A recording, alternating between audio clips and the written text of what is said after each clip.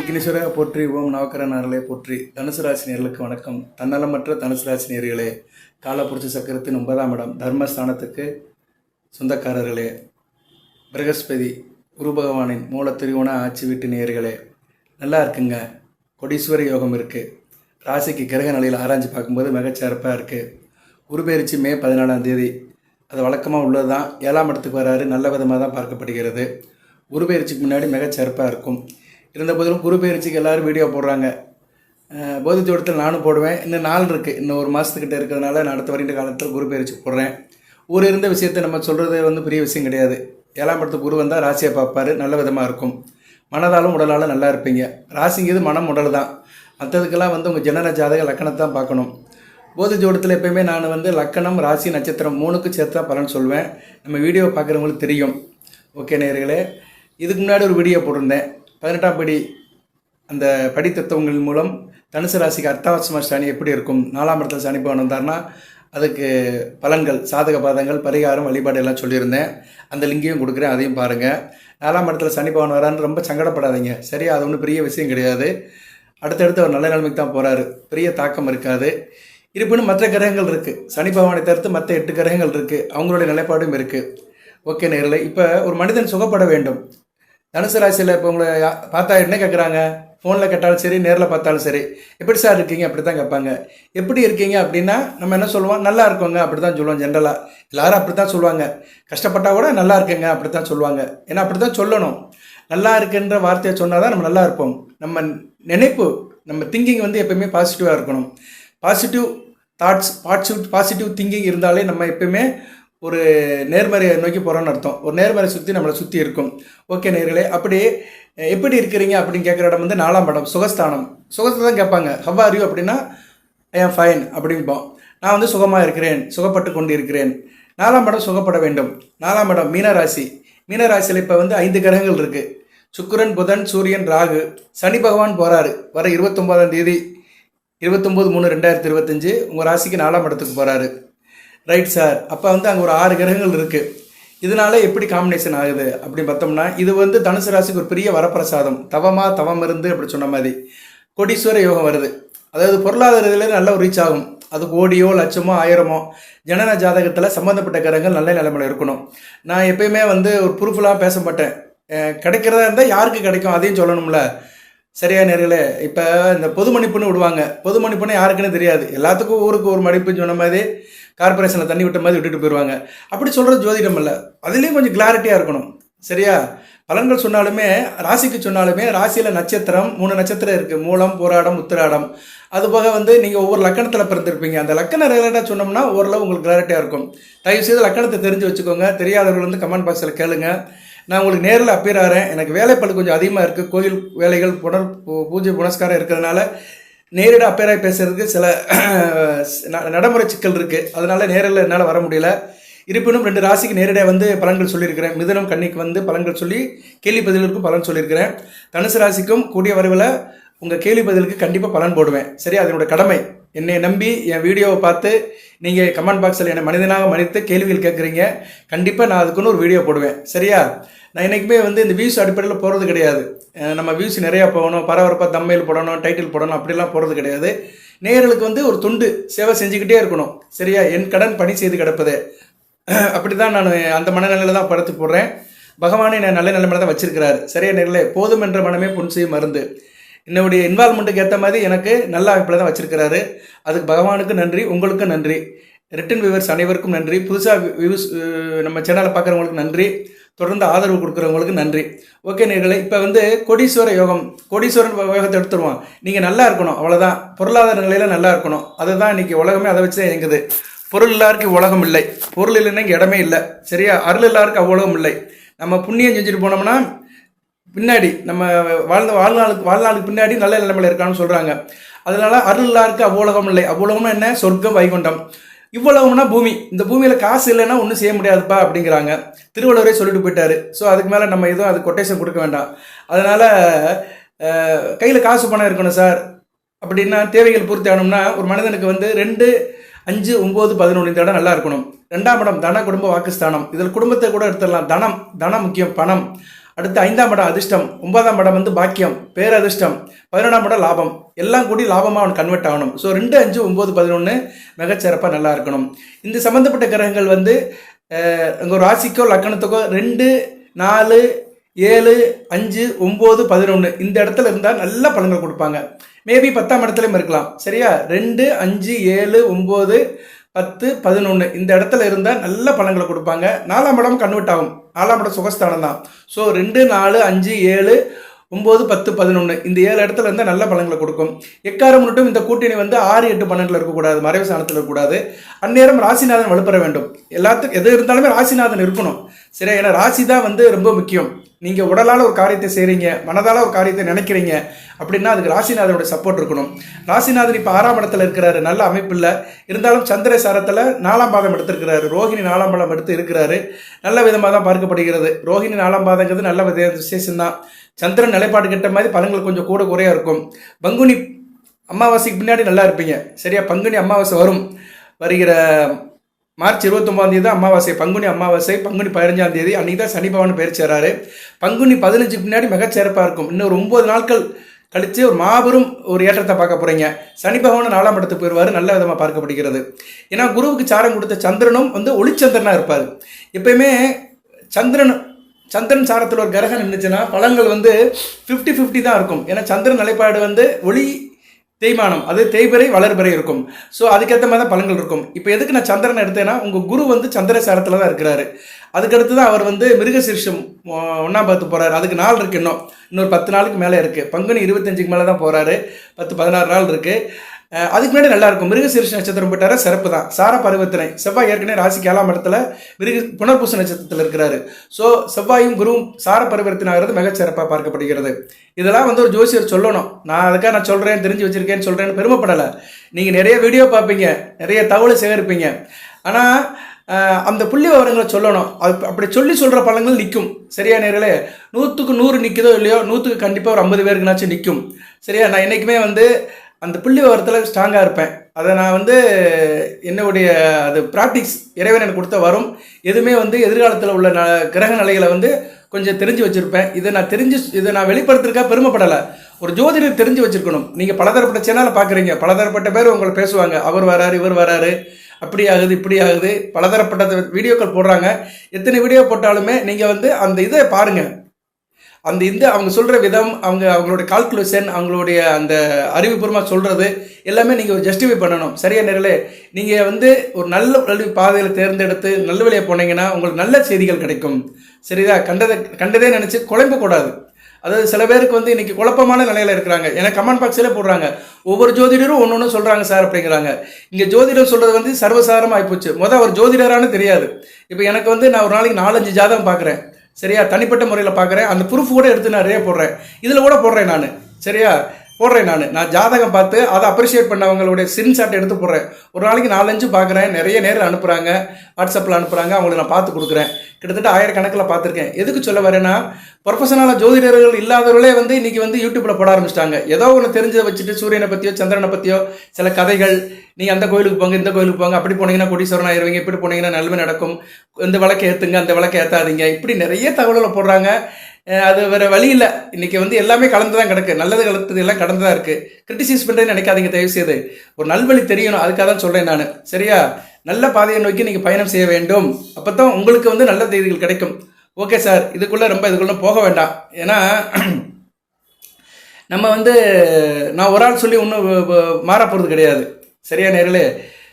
But வந்து ஒரிஜினாலிட்டிஸ் never fail. தனித்தனிமை என்றைக்கு தோற்று போகாது. அதுக்கு வந்து ஒரு இது வரும். சரியா? அது ஒரு சான்ஸ் கிடைக்கும். பரவாயில்ல, என்னுடைய தாட்ஸையும் நிறைய பேர் கேட்குறாங்க, அப்ரிஷியேட் பண்ணுறாங்க, என்னுடைய இதையும் பாராட்டுறாங்க. அவங்களுக்குலாம் நன்றி தான். இப்போ வந்து இந்த 2, 3, 9, 6, 11, 7, 10 இந்த சம்மந்தப்பட்ட கிரகங்கள் 4ஆம் இடத்துல இருக்கிறாங்க. தன குடும்ப ஸ்தானாதிபதி சனி பகவான் 4ஆம் இடத்துக்கு போகிறாரு. அவர் அர்த்தாஷ்டம சனி இருந்தாலுமே 2 கூடியவன் 4ஆம் இடத்துல இருக்கலாம். அடுத்து 3 கூடியவன் இருக்கிறார், பரவாயில்ல. அடுத்து 9 கூடியவன் சூரிய பகவான் வந்து போயிட்டார், ஆல்ரெடி பங்குனி மாதமே போயிட்டார். அவர் போய் 6 நாள் ஆச்சு. அடுத்து 11 கூட சுக்கிரன் ஏற்கனவே இருக்கிறார். 6 11 கூட இருந்தாலுமே அவர் 6ஆம் இடத்து அதிபதி விஷயத்தை கெட்டு போய் தான் இருப்பார். ஏன்னா அங்கே வந்து அவர் வந்து கொஞ்சம் நீசம் அடைஞ்சு தான் இருக்கிறாரு. உச்சமானாலுமே அவர் வந்து வக்கரம் அடைஞ்சிருக்கிறாரு. உச்ச வக்கரம் இக்கொள்ள நீசம். ஸோ சுக்கிரன் வந்து மத்தியமமான பலனை கொடுக்குறாரு. சுக்கிரனால கெடுபலன் இல்லை. 6 கூட 4ஆம் இடத்துல இருந்தாலுமே அவர் அந்த அளவு சுகத்தை கெடுக்க மாட்டார். உங்களுக்கு வர அந்த விழுத்தை கெடுக்க மாட்டார், செல்வத்தை கெடுக்க மாட்டார். அடுத்து 7 10 11 நல்ல விதமாக தான் பார்க்கப்படுகிறது. சரியா, 7 கூட 10 கூட புதன் வந்து நல்ல நிலைமையில் இருக்கிறாரு. அவர் வந்து நீச வக்கரம் அடைஞ்சிருக்கிறாரு. அப்படி மாறி நடந்திருக்கு. சுக்கிரனும் புதனும் வந்து மாறுபட்ட நிலையில இருக்கிறாங்க. சுக்கிரன் உச்சம் அடைஞ்சு நீசம் அடைஞ்சிருக்கிறாரு, புதன் நீசம் அடைஞ்சு வக்கரம் அடைஞ்சிருக்கிறாரு. அதாவது சுக்கிரன் வந்து உச்சம் அடைஞ்சு வக்கரம் அடைஞ்சிருக்கிறாரு. உச்ச வக்கரம் ஈக்குவல் டு நீசம். புதன் வந்து ஏற்கனவே மீனத்தில் நீசம் அடைவார். நீசம் அடைஞ்சு அவர் வக்கரம் அடைஞ்சிருக்கனால அவர் வந்து உச்ச பலன் கொடுக்குறாரு. ஸோ புதன் வந்து இப்போ நல்ல நிலைமையில் இருக்கிறாரு. என்னைக்கு வரைக்கும் சார் இருக்கிறாரு அப்படின்னு பார்த்தோன்னா புதன் வந்து 7ஆம் தேதி வரைக்கும் இருக்கிறாரு. 7/4/2025 வரைக்கும் இருக்கிறாரு. ஸோ புதன் 7 10 குடையவன், ஒரு இன்டகிரேஷனை கொடுக்குறவர், கூட்டு தொழில், நண்பர்கள், சொந்த பந்தம், பங்கு முதலீடு, கடன் முனை ஒரு இதை கொடுக்குறவர், அடுத்து தொழிலில் ஒரு முன்னேற்றத்தை கொடுக்குறவர். ஸோ புதன் நல்ல நிலைமையில் இருக்கிறாரு. அப்படி பார்க்கும்போது உங்கள் ராசிக்கு வேண்டிய கிரகங்கள் சனி பகவான், சூரியன் அப்பல் கற்ற யோகர் 9 குடையவன், அடுத்து வந்து புதன், சுக்கிரன் மத்தியம பலனை கொடுக்குறாரு. இந்த 4 கிரகங்களும் நல்ல பலன்களை கொடுக்குறாங்க. சனி பகவான் 29ஆம் தேதிக்கு மேலே போய் அவரும் நல்ல பலன்கள் கொடுக்குறாரு. அங்கே சுக்கிரனும் புதன் இருக்கிறதுனால சனி பகவானுடைய கெடுபலன்கள் வந்து பெரும்பாலும் குறைஞ்சிருக்கும். சரியா, 2 சுப கிரகங்கள் இருக்கிறாங்க, ஒன்றும் பிரச்சனை இல்லை. சில பேர் சொல்லுவாங்க சுக்கிரனும் சூரியன் சேர்ந்தால் அஸ்தமனமாகும் அப்படிம்பாங்க. அது சுக்கிராதித்ய யோகம் தான். சரியா, ஒன்றும் பிரச்சனை இல்லை. சூரியன் வலுப்படுவார். எந்த அளவுக்கு தனுசு ராசிக்கு சூரியன் வலுப்படுறாரோ அந்த அளவுக்கு யோகத்தை கொடுப்பாரு. 9 கூடியவர் 4ஆம் இடத்துல இருக்கனால பாக்கியம் நல்லா இருக்கும். ஒரு மகாலட்சுமி மகாலட்சுமி ஸ்தானத்துக்குடையவர் 9ஆம் இடம் வந்து ஒரு கோணம், பெருங்கோணம், மகாலட்சுமி ஸ்தானம். மகாலட்சுமி ஸ்தானத்துக்குடையவர் வந்து விஷ்ணு சக்கரத்தில் உட்காந்துருக்கிறார். 4ஆம் இடம் வந்து விஷ்ணு சக்கரம். ஸோ மகாலட்சுமி வந்து விஷ்ணு கிட்ட போன மாதிரி தான். சரியா, மகாலட்சுமி வந்து விஷ்ணுவின் இருதயத்தில் இருக்கிற மாதிரி இந்த அமைப்பை பார்க்க முடியும். ஏன்னா 9 கூடியவர் 4ஆம் இடத்துல இருந்தானா மகாலட்சுமி ஸ்தானத்திலிருந்து விஷ்ணு சக்கரத்துக்கு கேந்திரத்துக்கு போயிருக்கிறாரு அர்த்தம். ஸோ சூரியன் நல்ல நிலைமையில தான் இருக்கிறாரு. அப்படி பார்க்கும்போது தனுசு ராசிக்கு சூரியன், புதன், சனி பகவான் இந்த 3 கிரகங்களும் நல்ல பலன்களை தான் கொடுக்குறாங்க. நல்ல விதமாக பார்க்கப்படுது. ராசிக்கு 2 3 9 7 10 இந்த காம்பினேஷன் வந்து மிகச்சிறப்பாக இருக்குது. இது ரேராக தான் நடக்கும். ஏன்னா சனி பகவானே வந்து 30 வருஷத்துக்கு ஒரு தடவை தான் மீனத்துக்கு வருவார். அதுபோக ராகு வந்து 18 வருஷத்துக்கு ஒரு தடவை தான் மீனத்துக்கு வருவார். ஸோ அப்படி பார்க்கும்போது 30 18 48 வருஷம் ஆச்சு. 48 வருஷத்துக்கு மினிமம் 48 வருஷத்துக்கு அடுத்து நடக்கிற நிகழ்வாக இருக்கும். ஏன்னா குறைஞ்சது 48 வருஷம் சொல்லலாம். சில பேர் 100 வருஷம் 200 வருஷம்லாம் சொல்லுவாங்க. 200 வருஷத்துக்கு இந்த நிகழ்வு நடக்கும்பாங்க. 200 வருஷத்துக்கு எந்த ஒரு மனுஷனும் இருக்க போகிறது கிடையாது. எந்த பஞ்சாயத்தையும் பார்க்க முடியாது. நடைமுறைக்கு எது சாத்தியப்படுது அதான் சொல்ல முடியும். இப்போ 48 வருஷத்துக்கு முன்னாடி இருக்கிற பஞ்சாயத்தை எடுத்துடலாம். நம்ம நெட்டில் போட்டாலே வந்துடும். சரியா, நம்ம வந்து நம்ம சிஸ்டத்தில் எடுக்கிறாங்கல்ல திருக்கணித பஞ்சாங்கம், அதில் போட்டாலே எடுத்துடலாம். சரியா நேர்களே, அந்த ஆப்பர்ச்சுனிட்டி இருக்குது. இல்லாததெல்லாம் நான் சொல்ல மாட்டேன். 200 வருஷத்துக்கு முன்னாடி இந்த கிரக நிலையில் இருந்துச்சு அப்படிலாம் நான் சொல்ல போகிறது கிடையாது. எது சொன்னாலுமே வந்து நடைமுறைக்கு சாத்தியப்பட்டு இருக்கணும். Practically it will be possible. அது வந்து நடைமுறைக்கு சாத்தியமாக இருக்கணும், ப்ரூஃப் பண்ணுற மாதிரி இருக்கணும். அப்படி பார்க்கும்போது ஒரு 48 வருடம் கழிச்சு இந்த நிகழ்வு நடக்குது. தனுசு ராசிக்கு 4ஆம் இடத்துல நடக்குது. அதுதான் ரொம்ப முக்கியம். 4ஆம் இடம் வந்து மறைவு ஸ்தானம் அல்ல. வீடு கொடுத்த குரு பகவானும் ஓரளவு நல்ல நிலைமையில் இருக்கிறார். அவர் 6ஆம் இடத்துல இருந்தாலுமே பரிவர்த்தனை யோகத்தில் இருக்கிறார். இந்நேரம் பரிவர்த்தனை யோகத்தை எடுத்துக்கலாம். இப்படி நிறைய பாசிபிலிட்டி வரும்போது தான் பரிவர்த்தனை யோகத்தை எடுத்துக்கணும். இல்லையா, சில பேர் எடுத்ததுக்கெல்லாம் பரிவர்த்தனை யோகம் வாங்க. பரிவர்த்தனை யோகம் எடுத்ததுக்கெல்லாம் சொல்ல முடியாதுங்க. சரியா, ஒரு நல்ல மாணவன் எப்போ பெர்ஃபார்ம் பண்ணுவான்னா எக்ஸாம் பேப்பரில் தான் பெர்ஃபார்ம் பண்ணுவான். அவன்கிட்ட அவனுக்குன்னு ஒரு நேரம் வரும்போது கொஸ்டின் பேப்பர் கொடுத்தா அதுக்கு ஆன்சர் கொடுப்பான். அதுக்காக நல்ல மாணவனை பிடிச்சி பார்க்குற நேரமெல்லாம் அவன்கிட்ட கேள்வி கேட்டுட்டு இருந்தோம்னா எரிச்சல் அடைஞ்சு போயிடுவான். இவனுக்கு ஒரு வேலை இல்லை, என்னடா எப்போ பார்த்தாலும் நம்ம டெஸ்ட் பண்ணிகிட்டே இருக்கான்னு. அது மாதிரி தான் எந்த கிரகங்களுமே வந்து அதுக்குன்னு ஒரு சூழ்நிலை கூடி வரும்போது தான் வந்து பலனை கொடுக்கும். மேகம் வருது, எல்லா நேரம் மேகம் கூடுது, மழை பெய்யுதா, மழை பெய்ய மாட்டேங்குது. சில நேரம் மேகம் வரும், கொஞ்சம் நேரத்தில் அப்படியே காற்றடிச்சு களைஞ்சு போயிடும். அதுக்குன்னு குளிர்ந்த காற்று கீழே பூமியிலேருந்து மேலே போகணும், போய் டச் பண்ணாதான் அந்த கருமேகங்கள் வந்து மாரியை கொடுக்கும், மழையை கொடுக்கும். மேகங்கள் மாறி உருமாறி மாரியை கொடுக்கும், மழையை கொடுக்கும். மாறினா மழை. இது மாதிரி தான். சரியா நேர்களே, குரு வந்து இப்போ தான் பரிவர்த்தனை யோகத்துக்கு ஃபிட் ஆகிறாரு. அதை நீங்கள் எடுத்துக்கோங்க. ஏன்னா நிறைய பேர் பரிவர்த்தனை யோகம்னு 2 மாதத்துக்கு முன்னாடியே போட ஆரம்பிச்சிட்டாங்க வீடியோ. பரிவர்த்தனை யோகம்னு. ஓகே ரைட்டு, ஒவ்வொருத்தரோட அப்சர்வேஷன் ஒவ்வொரு மாதிரி இருக்கும். வாழ்த்துக்கள். எல்லாரும் நல்லா இருக்கணும். சரியா, எல்லாரும் நல்லா இருக்கணும். ரைட் நேர்களே. பட் நீங்கள் நல்வழிப்பட வேண்டும். அதாவது இந்த ஜோதிட தகவல் கேட்குற தனுசு ராசி நேயர்கள் வந்து நல்ல செய்தியை நல்லவர்கள் மூலியமாக கேட்டு நல்வழிப்பட வேண்டும். அதுதான் என்னுடைய விருப்பம், ஆதங்கமும் கூட. ஏன்னா நான் வந்து கொஞ்சம் எக்ஸ்ட்ரீமாக தான் சொல்கிறேன். நீங்கள் நல்லா இருக்கணும், நல்லதை கேட்கணும், சாதக பாதங்களை சரியாக தெரிஞ்சு வச்சுக்கணும். ரைட் நேயர்களே. இப்போ எப்படி சார் பலன்கள் கன்வெர்ட் ஆகுதுன்னா, இந்த காலகட்டம் உங்களுக்கு நல்லா இருக்குது, ஆல்ரெடி நீங்கள் செய்கிற வேலையில் உங்களுக்கு நல்ல லாபம் வரும். தொழில் பண்ணாலும் சரி, வியாபாரம் பண்ணாலும் சரி, அதில் நல்ல ஏற்றம் இருக்கும். பணம் பன்மடங்கு இருக்கும். நான் லட்சம் வரும், கோடி வரலாம் சொல்ல மாட்டேன். ஆனால் இது வந்து ஒரு ஏறான அமைப்பு. தவம் கடந்து வந்திருக்குது. திரும்பி இனிமேல் இப்படி வராது. வர்றதுக்கு இன்னும் ரொம்ப நாளாகும். எப்படி அத்தி வர 40 வருஷத்துக்கு ஒரு தடவை பார்க்குறோமோ அது மாதிரி அத்தி பூத்த மாதிரி இந்த அமைப்பு வந்திருக்கு. அத்தி பூத்த மாதிரி இந்த யோகம் வந்திருக்கு. இதை வந்து நல்லபடியாக வச்சுக்கோங்க. இந்த காலகட்டத்தில் நீங்கள் வந்து முதலீடு பண்ணணும், எது செய்கிறதா இருந்தால் செய்யலாம். இருப்பினும் ஜனன ஜாதகத்தை தசாபுத்தி செக் பண்ணிக்கோங்க. இந்த காலகட்டத்தில் வந்து சனி திசை சுக்கிர புத்தி, புதன் திசை சனி திசை நடக்கிறவங்களும் நல்லா இருக்கும் ஓரளவு. குரு திசை நடக்கிறவங்களும் சிறப்பாக இருக்கும். குரு பயிற்சிக்கு பின்னாடி குரு திசை நடக்கிறவங்களும் சிறப்பாக இருக்கும். அந்த தசாபுத்தி அமைப்புக்கெல்லாம் இன்னும் கொஞ்சம் உள்ளே போகணும். நான் அதுக்கு வேணால் அடுத்து வருகின்ற வீடியோவில் போடுறேன். நிறைய போட்டால் யாரும் கேட்க மாட்டேங்கிறாங்க. சரியா? அம்மா எதனா சொல்லிகிட்டே இருப்பாருன்னு சொல்லிட்டு போயிட்டே இருப்பாங்க, ஸ்கிப் பண்ணிட்டு போயிட்டே இருக்கிறாங்க. அந்த தசாபுத்திக்கு அடுத்து போடுறேன் நான். பட் வந்து உங்களுக்கு ஜென்ரலாக சொன்னோம்னா இந்த காலகட்டம் நல்லா இருக்குது. சரியா நேர்களே? இன்னும் உங்களுக்கு கிளாரிட்டியாக வேணும்னா நீங்கள் என்ன பண்ணணும்னா தசாபுத்திக்கு நான் போடுற வீடியோ கொஞ்சம் க்ளோஸாக பாருங்கள். அதுலேயும் கிளாரிட்டி வேணும்னா ஜனன ஜாதத்தை செக் பண்ணுங்கள். ஏன்னா உங்கள் ஜனன ஜாதத்தை பார்க்காம கரெக்டாக சொல்ல முடியாது. நான் ரிலேட்டடாக தான் சொல்லுவேன். ரிசல்ட் வந்து உங்கள் ஜாதகத்தில் தான் இருக்குது. சரியா? ரிசல்ட்டுங்கிறது உங்கள் கையில் தான் இருக்குது. பட் நான் ரிலேட்டடாக சொல்லுவேன்.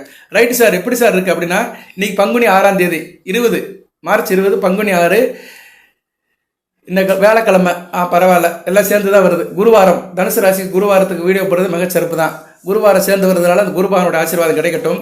அடுத்த வரையும் நாட்கள் எப்படி சார் இருக்குது அப்படின்னு பார்த்தோம்னா, பணவரவு கணிசமாக இருக்குங்க. அதை தான் இதை பற்றி வீடியோவில் சொல்லிட்டு இருக்கேன். பணவரவு வந்து உங்களுக்கு கணிசமாக இருக்கும். வீட்டுக்கு தேவையான புதிய ஆடைகள் எல்லாம் வாங்கி போடுவீங்க. மனதில் ஒரு தன்னம்பிக்கை இருக்கும். எதையும் சாதிக்கணும்னு ஒரு மன உறுதியோடு இருப்பீங்க. அதே மாதிரி பழைய வாகனம், வீட்டில் வண்டி வாகனம் இருந்துச்சுன்னா அதை மாற்றி புதிய வாகனம் வாங்குவீங்க. கணவன் மனைவி இருக்கல 2 பேர்த்துக்கு இருக்கிற கருத்து வேறுபாடெல்லாம் சரியாக பெறும். இணக்கமாக இருப்பீங்க. அன்னோன்யம் அதிகமாக இருக்கும். குடும்பத்தில் மகிழ்ச்சி இருக்கும், நிம்மதி இருக்கும். இதுதான் ரொம்ப முக்கியம். தவம் இருந்தாலும் கிடைக்காதது நிம்மதி. அந்த நிம்மதி இந்த காலகட்டத்தில் கிடைக்கும். சிறப்பாக பார்க்கப்படுகிறது. பிரிந்திருந்த தம்பதிகள், மனவர்த்தத்தோடு பிரிஞ்சிருந்தவங்க, கொஞ்சம் கான்ட்ரவர்சியல் இருந்தவங்களாம் இந்த காலகட்டத்தில் ஒன்று சேர்ந்துவீங்க. சிலருக்கு குழந்தை பாக்கியமும் கிடைக்கும். கர்ப்பம் தரிக்கிறதுக்கு வாய்ப்பு இருக்குது பெண்களுக்கு. சுப நிகழ்ச்சிகள் கலந்துக்கிறீங்க. குடும்பத்தில் விருந்தோம்பல் விசேஷ நிகழ்ச்சிகள்லாம் சிறப்பாக நடக்கும். கிரக நிலைகள் நல்லா இருக்கிறதுனால அடுத்தடுத்த வண்டி காலங்கள் நல்ல விதமாக பார்க்கப்படுகிறது. அதே நேரத்தில் சொந்த பந்தத்தால் சில உபத்திரவாதங்களும் இருக்கும். சரியா? அது கொஞ்சம் கவனமாக பார்த்துக்கோங்க. சொந்த பந்த விஷயத்தில் கொஞ்சம் அளவோடு பழகுங்க. அளவுக்கு மீறினால் அமிர்தமும் நஞ்சு. சரி நேர்களே, அடுத்து வந்து வெளிவட்டாரம்னா என்ன? நீங்கள் வெளியே ஈடுபடுற காரியங்கள், சோசியல் ஒர்க்கு, பப்ளிக் ரிலேட்டடான வேலைகளில் மதிப்பு மரியாதை அதிகமாக இருக்கும். அதுபோக வந்து உங்களுடைய மனைவியோ கணவனோ அவங்க வழி ரிலேஷன்ஷிப் உங்களை நல்லபடியாக ஏற்றுக்குருவாங்க. நீங்கள் சொல்கிறத ஏற்றுக்குருவாங்க. உங்கள் ஆலோசனை ஏற்றுக்குருவாங்க.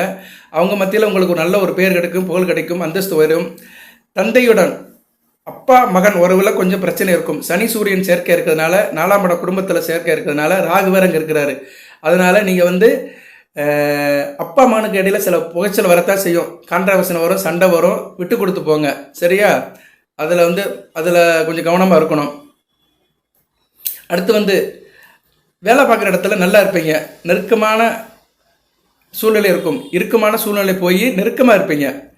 நெருக்கமாக எல்லாத்துக்கிட்டே வேண்டியவராக இருப்பீங்க. நல்ல வழியாக பழகுவீங்க. எல்லாருடைய சப்போர்ட்டும் உங்களுக்கு கிடைக்கும். எதிர்பார்த்த பதவி உயர் கிடைக்கும், ஊதிய உயர் கிடைக்கும். நல்ல விதமாக பார்க்கப்படுகிறது. மேலதிகாரிகிட்ட நல்ல பெயர் எடுப்பீங்க. அதே மாதிரி நீங்கள் வேலை பார்க்குற நிர்வாகமும் உங்களை அனுசரித்து போகும். நீங்களும் அதுக்கு ஏற்ற மாதிரி நயந்து போவீங்க. தொழில் வியாபாரம் நல்லா இருக்கும். சரியா? ஆல்ரெடி எப்படி போயிட்டு இருக்கோ அதில் வந்து நல்ல லாபம் கிடைக்கும். அது லட்சமாகவும் கிடைக்கலாம், கோடியலாகவும் கிடைக்கலாம். ஆனால் புதுசாக எதுவும் செய்கிறதா இருந்தால் கொஞ்சம் யோசனை பண்ணி செய்யுங்க. டக்குன்னு செஞ்சிடாதீங்க.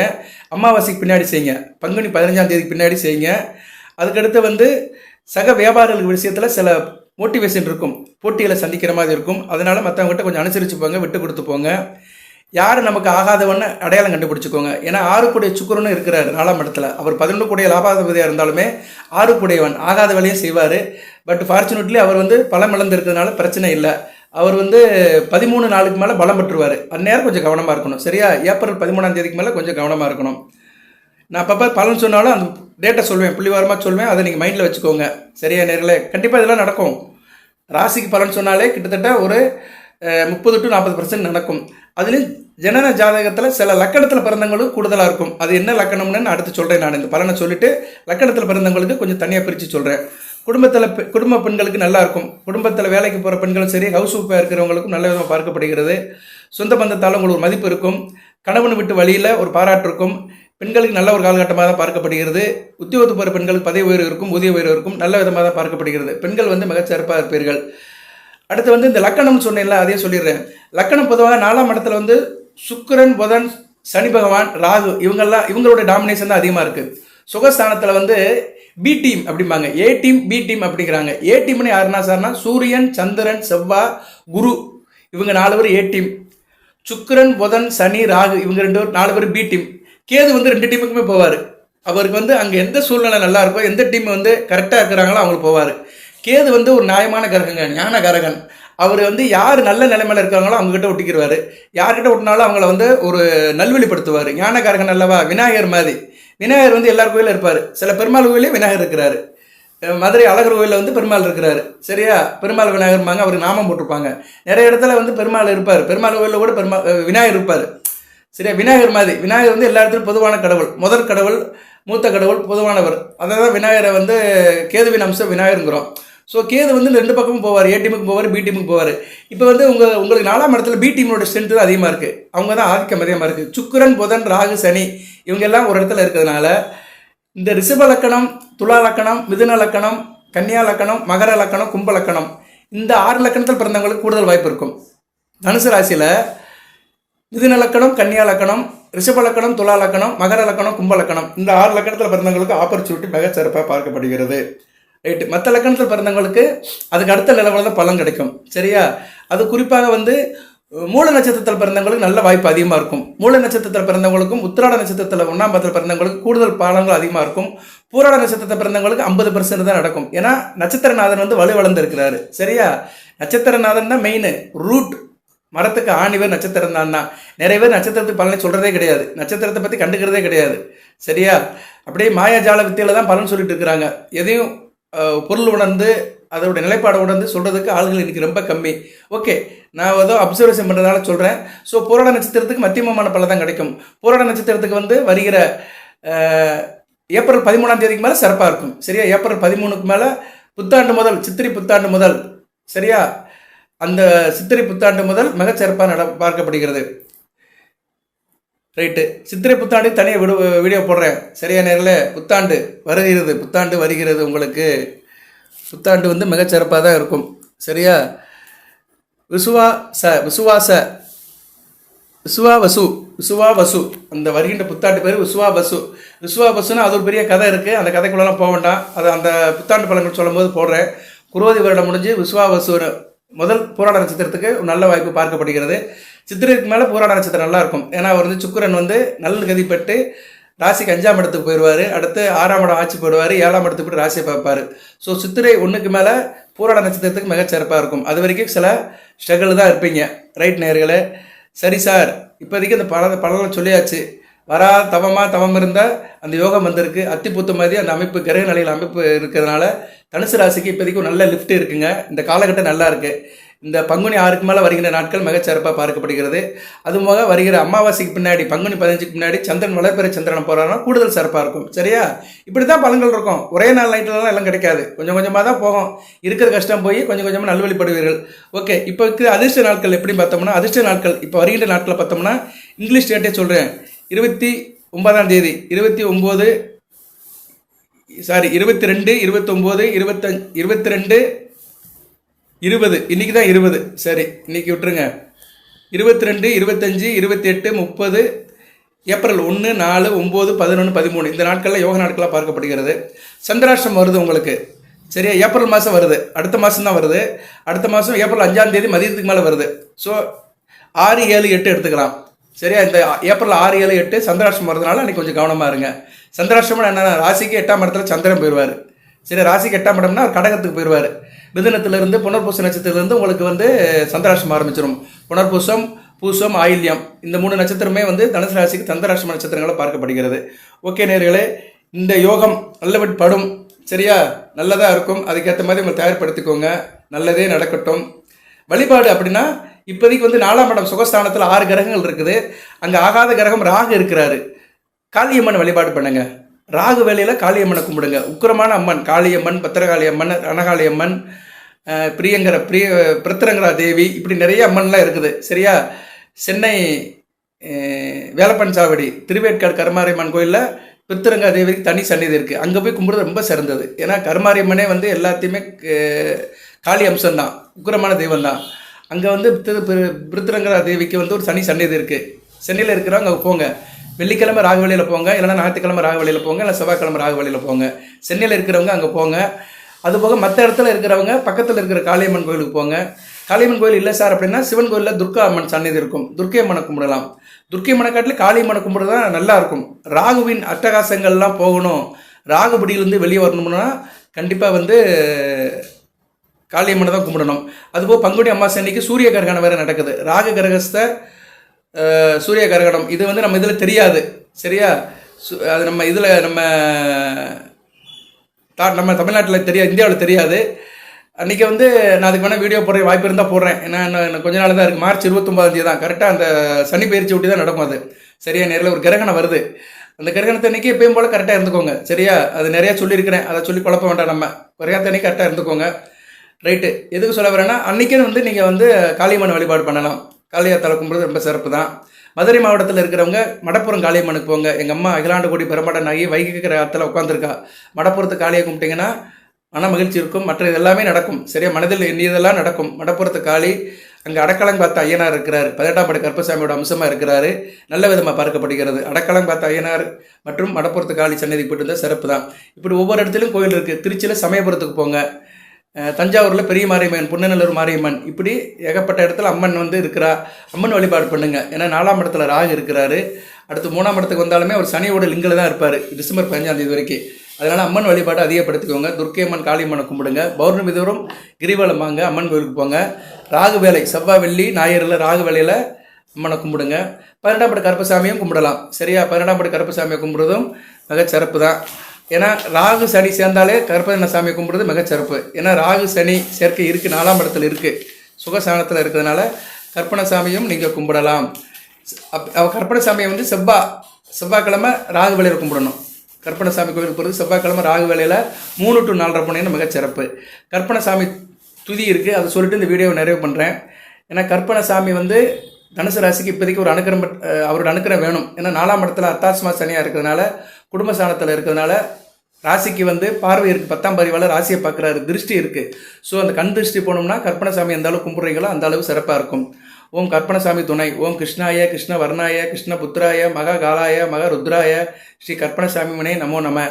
இந்த சுலோகத்தை வர நான் யூடியூப்பில் வேணால் போடுறேன், அதை நல்லபடியாக படிச்சுக்கோங்க சரியா. ஓகே நேயர்களே, வாழ்த்துக்கள். எல்லாமல் இறைவன் தனுசு ராசி நேயர்களுக்கு, மூலம் போராடம் உத்திராடம் 1ஆம் பாதத்தில் பிறந்த நேயர்களுக்கு சில சௌபாகியத்தையும் சில ஐஸ்வர்யத்தையும் சில நன்மையிலும் கொடுப்பார். அனைத்து வளங்கள் நலன்களை பற்றி தேக ஆரோக்கியத்துடன் தீர்க்காலுடன் நீடோடி வாழ்க, நிறைந்த வளம் பெறுக. நன்றி நன்றி நன்றி.